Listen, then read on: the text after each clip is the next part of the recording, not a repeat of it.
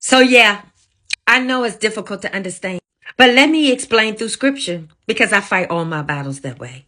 Now I want to take you to 1 Corinthians 1, where Paul is going to the different assemblies to try to bring the church together.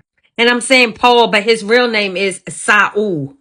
And that's my point. His name is Saul. It's not hard to say. And I translated it to Paul, which is a whole nother name with a whole nother meaning. Because when you look up Saul, it gives you the Hebrew definition. So let's just keep it Hebrew. Hello?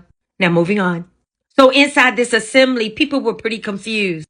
And Saul says, and I appeal to you, my brothers, by the name of the Master, not Lord, Yahusha Messiah, that you all agree, and that there would be no division among you, but that you be knit together in the same mind and the same opinion. And that's why the names are important, because they bring clarity, because people have different ideologies. He's saying here, some of you follow Saul, some Apollo, some Kepha. Again, they changed this name from Kepha to Peter.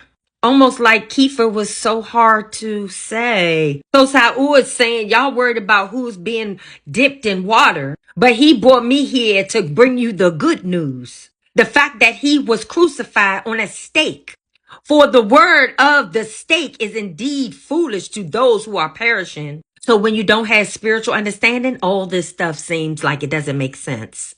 But to us who are being saved, see that? Being saved. That's why the Messiah's name is I am salvation, meaning it's a process. But when you say Jesus, Jesus saves, and that's a lie. He says it is the power of Elohim. So then Saul says, for it has been written, I shall destroy the wisdom of the wise and set aside the learning of the learned ones. And that's what's happening today. All this wisdom of your scholars and of the wise and the debaters of this age. You cannot take away the wisdom of the Most High because he's the creator of everything. Your man-made knowledge will never supersede that. And then Saul says, for the foolish of Elohim is wiser than man. So even the things that you think that don't make sense is wiser than anything in man's little tiny brain. He says, and the weakness of Elohim is stronger than men.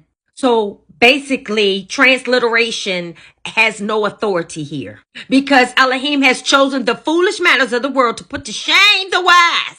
So to wrap things up, there's no need for a transliteration because man's knowledge is dumb according to the Most High.